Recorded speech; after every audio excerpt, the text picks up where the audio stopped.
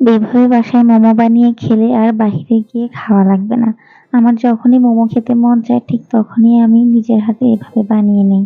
আমি কিভাবে বানাই সেটাই আজ আপনাদের সাথে শেয়ার করছি। আসসালামু আলাইকুম বন্ধুরা, সবাই কেমন আছেন?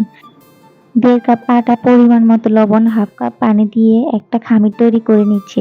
খামিরটা বেশি শক্তও না আবার বেশি নরমও না। যখনই দেখবেন হাত আর বাটি পরিষ্কার হয়ে গিয়েছে তখনই ভাববেন আপনার খামিরটা তৈরি হয়ে গিয়েছে।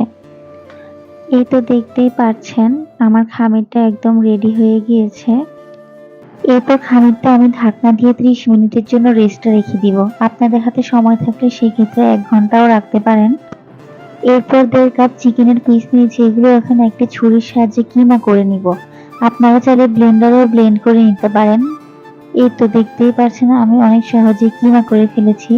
আমার কাছে এভাবে কিমা করতে বেশ ভালো লাগে, তাই আমি এভাবেই কিমা করে নিলাম। এই তো আমার কিমাটা এখন রেডি। এখন আমি এক এক করে সবগুলো উপকরণ দিয়ে দিব। দিয়ে দিচ্ছি ১ চামচ লবণ, সয়া সস ১.৫ চামচ। সয়া সসে যেহেতু লবণ থাকে তাই লবণের পরিমাণটা একটু বুঝে দিতে হবে। গোলমরিচের গুঁড়া ১.৫ চামচ, এই ফ্লেভারটা আমার অনেক বেশি ভালো লাগে। আদা রসুন বাটা ১ চামচ, মিহি করে রাখা পেঁয়াজ কাঁচামরিচ 1/2 কাপ, চিলি ফ্লেক্স 1/2 চামচ, লেবুর রস ১ চামচ। লেবুর রসটা দিলে টেস্টটা একটু ভালো আসে। এবার গরম করে রাখা তেল ৩ চামচ।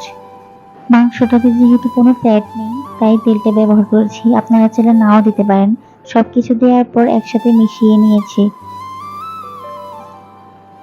এই তো দেখতেই পাচ্ছেন আমার কিমাটা এখন একদম রেডি। ৩০ মিনিট পর খামিরটা দেখুন একটু নরম হয়ে গিয়েছে। খামিরটা যদি পারফেক্ট ভাবে তৈরি না হয় তাহলে কিন্তু মোমোটাও পারফেক্ট হবে না। তাই মোমো পারফেক্ট করতে হলে খামিরটা অবশ্যই পারফেক্টলি হতে হবে।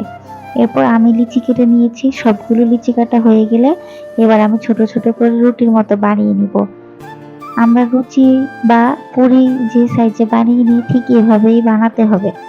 আর এভাবেই করে সবগুলো মোমো আমি বানিয়ে নিয়েছি। আমি এখানে ২ থেকে ৩টা ডিজাইন দিয়ে নিয়েছি। আমি হয়তো অতটা এক্সপার্ট না, তবুও আপনাদের দেখাচ্ছি। ভিডিওতে দেখে বুঝতেই পারছেন আমি কিভাবে করেছি। আমি আরো একটি বানিয়ে আপনাদের দেখিয়ে দিচ্ছি। আপনারা আপনাদের পছন্দ অনুযায়ী ডিজাইন করে নেবেন।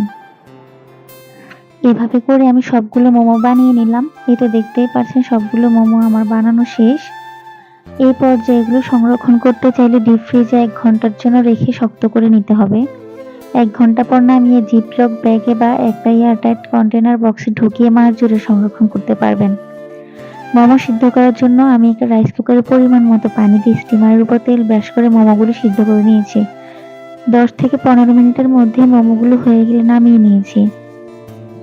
আমার রেসিপিটি ভালো লাগলে অবশ্যই লাইক, কমেন্ট, শেয়ার করতে ভুলবেন না। ধন্যবাদ।